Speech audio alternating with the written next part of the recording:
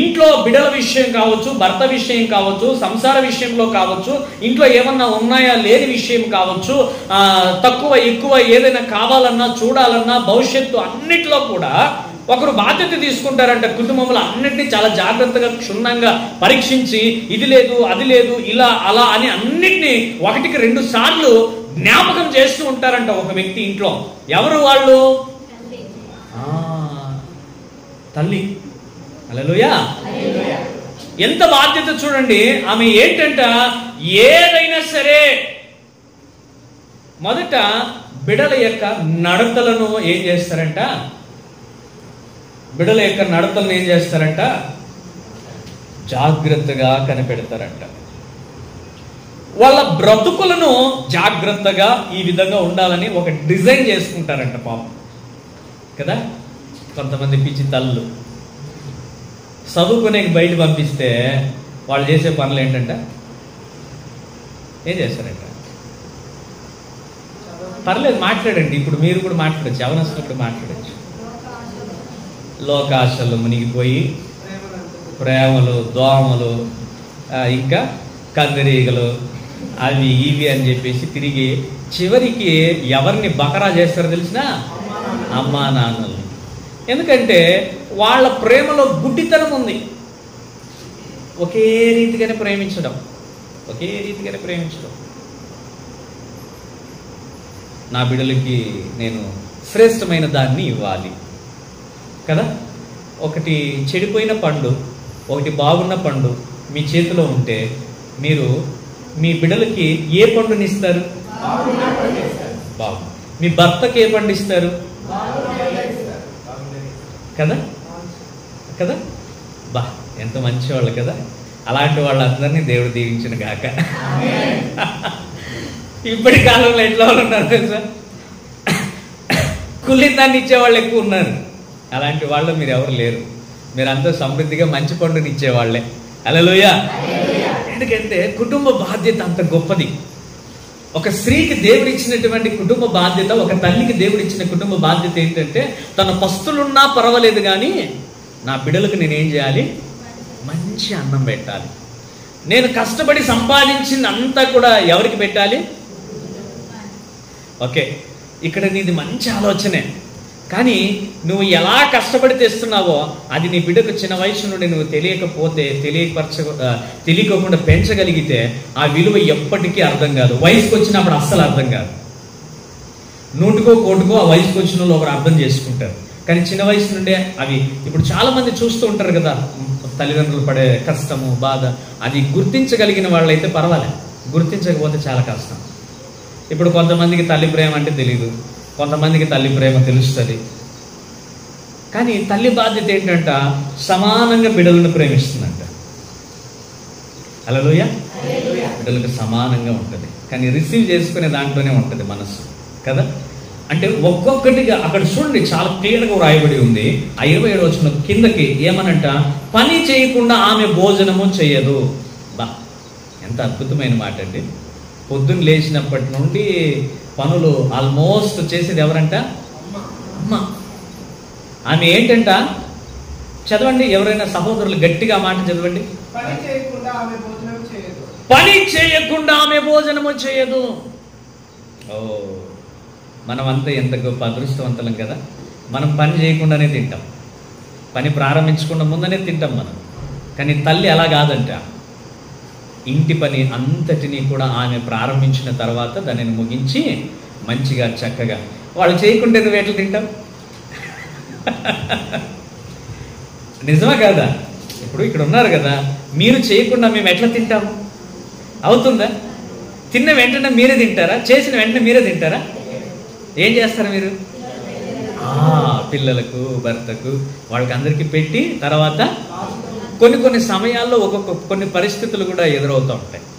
కడుపు నిండా 1-2 సార్లు అడిగి పెట్టుకుని వాళ్ళు అడిగి పెట్టించుకొని తిన్నప్పుడు చివరిలో వాళ్ళకి ఏమీ మిగలకపోవచ్చు. కొన్ని సమయాల్లో అడుగంటినే కొన్ని ఉంటాయి, కొంచెం ఉంటాయి, అందరూ ఎదుర్కొని ఉంటారు కదా. కొన్ని సమయాల్లో మా ఇంట్లో నేను చూశాను కదా, మేము పిల్లలు బాగా తినేకి పెట్టు పెట్టు అన్నప్పుడు ఏమీ లేకున్నప్పుడు సైలెంట్గా వెళ్ళి మళ్ళీ గ్యాస్ మీద ఇంకొక పాత్ర పెడతారు మీరు. అయిపోయింది. ఆ ఆకలికి తట్టుకునే వాళ్ళు మీరే. ఆ పనులన్నీ ముగించుకొని, అందుకనే కదా బైబిల్ ఏది కూడా అబద్ధం చెప్పదండి, చాలా మంచిగా చక్కగా బోధిస్తుంది మనకి. తల్లి పని చేయకోకుండా భోజనము తినదు. సో మనం కూడా మన పిల్లలకి మనతో పాటు కొన్ని విలువల్ని మనం నేర్పించాలి. హల్లెలూయా. అంటే తల్లి మనసు ఎంత గొప్పది కదా, ఆమె పని చేయకుండా ఏమీ తినదంట. కింద వచనంలో ఇంకొక మాట వ్రాయబడి చూడండి, 28వ వచనంలో అప్పుడు ఏమంటారంట, ఆమె కుమారులు లేచి ఆమెను ధన్యురాలందురు. ఓ ఆమేన్, హల్లెలూయా. ఎవరైనా ఒకరు అదే సామెతల గ్రంథం 19:15 ఒకసారి చదవండి. పని చేయకుండా ఆమె. ఇప్పుడు మనం 19:15 ఏం చదువుకున్నాము? సోమరితనము గాఢ నిద్రలో. అంటే దాని అర్థమైంది, తినటము తప్ప ఇంకేమీ కూడా తెలియదు, తిని పనుకోవడం తప్ప ఇంకేమీ తెలియదు. కానీ తల్లి అలా కాదంట. ఆమె ఏం చేస్తుందంట, ఎన్నైనా ఉన్ని ఏమైనా ఉన్ని మొదట ఆమె పని. మీరు గమనించారు లేదో, కొన్ని సమయాల్లో మీ ఇంట్లోనే ఎంత అనారోగ్య పరిస్థితిలో ఉన్నప్పటికీ కూడా స్త్రీలు పని చేస్తారు, వంట కూడా చేస్తారు పాపం కదా. కొంతైనా ఏదో ఒక పని చేస్తారు. ఎందుకు చేస్తారు చెప్పండి? వాళ్ళు చేయాల్సిందే, వాళ్ళ పని. ఒక మాట నేను విన్నాను, ఆదివారం ఆడవాళ్ళకి సెలవు అని. కానీ ఎప్పుడు ఆడవాళ్ళకి సెలవు లేదు, నిత్యము పని చేస్తుంటారు. అదే తల్లి యొక్క గొప్ప ధన్యత, గొప్ప భాగ్యం అది. అదే దేవుడిచ్చిన గొప్ప భాగ్యం అది. సెలవంటూ లేదు. సెలవంటూ మట్టిలో చేరిన తర్వాతే సెలవు. అప్పటి వరకు సెలవు అనేటువంటి లేదు. మనమైనా కూర్చొని ఇంట్లో ఒకరోజు రెస్ట్ తీసుకుంటాం, 2 రోజులు రెస్ట్ తీసుకుంటాం. మనం రెస్ట్గా ఉన్నా కూడా మనకు వండి పెట్టాలి ఇంట్లో తల్లి. అవునా కదా? అక్కడ ఇంకొక మాట రాయబడింది 28వ వచనంలో. ఏమని అంటారంట, ఆమె కుమారులు లేచి ఆమెను ధన్యురాలందురు. ఇది పలకని వాడు దరిద్రుడు. నిజంగా వాస్తవంగా చెప్తున్నాను, ఇది పలకని వారు అసలు సిసలైన దరిద్రులు. నీ భార్య, నీ తల్లి ఇంట్లో పని చేస్తూ ఉన్నప్పుడు ఎంత వాళ్ళు కష్టపడుతూ బాధపడుతూ చేస్తుంటారో, అలాంటప్పుడు ఒక చిన్న ఎంకరేజ్మెంట్ కదా. మా ఎంత పని చేసావమ్మా, చాలా బాగా చేసావు. ఒకదానివి ఎంత చేసావు. భార్య, చాలా బాగా చేసావమ్మా, మేము చేయలేము, నువ్వు బాగా చేసావు. ఒక చిన్న ఎంకరేజ్మెంట్ అంతే, చాలు. అది ఎవరు చెప్తారంట? నీవు నేను పలికితే ఆ మాటను ఎవరు చెప్తారంటే, ఇక్కడ ఏమని రాయబడింది తెలుసా? కుమారులు, అమ్మా నీవు ధన్యురాలవు అని చెప్తారంట.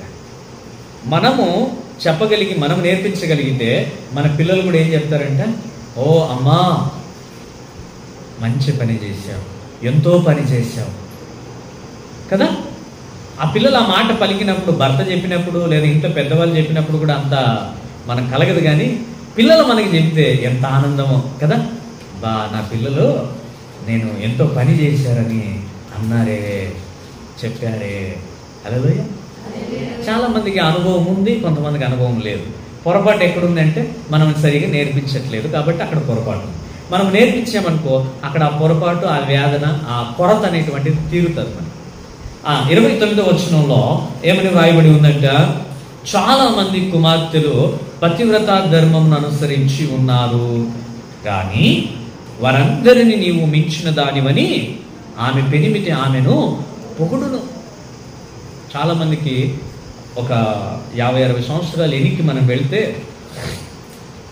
ఇంట్లో వండడము, బిడలను భర్తను చూడటం తప్ప ఇంకేమీ తెలియదు.